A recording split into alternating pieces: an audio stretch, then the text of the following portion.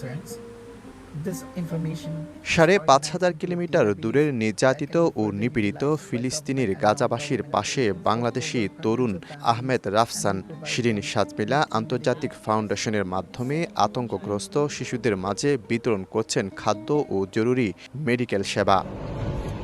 গত বছরের অক্টোবর থেকে বর্বর ইসরায়েলি বাহিনী বোমা বর্ষণ করে গণহত্যা চালাচ্ছে গাজায়। নিরাপদ আশ্রয়ের খোঁজে নিরীহ মানুষ ভিড় জমাচ্ছে মিশরের রাফা সীমান্তে। সেখানে গত ফেব্রুয়ারি থেকে গাজা প্রজেক্ট নামে শরণার্থী শিবিরে চিকিৎসা সামগ্রী বিতরণ করছেন রাফসান। রাফায় ক্যাম্পে মা বোন হারানো 9 বছরের শিশু ফাদি, চোখে মুখে এখনো যুদ্ধে স্বজন হারানো আতঙ্ক, অনেকটা অচল তার দুটি পা। নগদের কাছে সব গ্রাহকই প্রিয়, তাই তো সারা দেশে ক্যাশ আউট চার্জ সবচেয়ে কম। যুক্তরাষ্ট্র প্রবাসী রাফসান চট্টগ্রামে কথা বলেন সময় সংবাদের সঙ্গে। জানান যুদ্ধে ভয়াবহতা ও গাজাবাসীর পাশে থাকা 1.5 মাসের অভিজ্ঞতার কথা। বলেন খাবারের অভাবে বেশি মানুষ মারা যাচ্ছে সেখানে। বোমা হামলার পরে বিগত 2-3 মাসে ওদের যে প্রত্যাধুনিক যেসব হাসপাতাল ছিল, আল শিফা হাসপাতাল, যেগুলোতে আইসিইউ ট্রিটমেন্ট প্রোভাইড করা হয়, ওগুলো ধ্বংসস্তূপ থাকার কারণে বেশিরভাগই সিরিয়াসলি ইনজুর্ড পেশেন্ট বিনা চিকিৎসায় মারা যাচ্ছিলেন।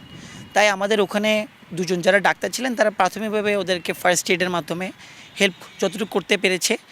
তাই আমরা আরেকটি প্রোগ্রাম শুরু করলাম এটার সাথে সাথে, সেটা হলো ওদেরকে যারা সিরিয়াসলি ইনজুর্ড পেশেন্ট ওরা যাতে মিশরে ইদার রাফা অথবা কায়রোতে ওরা আইসিইউ ট্রিটমেন্ট নিতে পারে। আমরা চাচ্ছি শুধু এটা না, আমাদেরকে মানুষকে আরেকটু আলোড়ন সৃষ্টি করার জন্য এই জিনিসটা করা। এই জিনিসটার মাধ্যমে যেন মানুষ বুঝতে পারে যে ওদের জন্য আমরা দাঁড়িয়ে আছি, আমরা বাংলাদেশ থেকে ওদের আমাদের হাতটা বাড়িয়ে দিচ্ছি ওদেরকে হেল্প করার জন্য।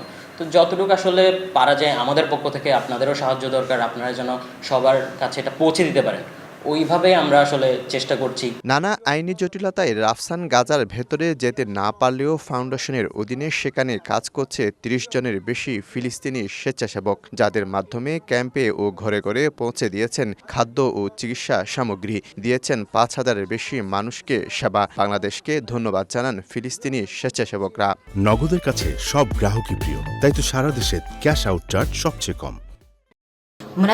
ومنظمة ودولة بنغلاديش يعطيكم ألف عافية إن قدرت تساعدنا في ظل الظروف الصعبة والأزمة القهرية اللي بمر فيها قطاع غزة. شكرا للمساهمات المقدمة من بنغلاديش وأيضا من مؤسسة شيرين سيغ ميلا الدولية.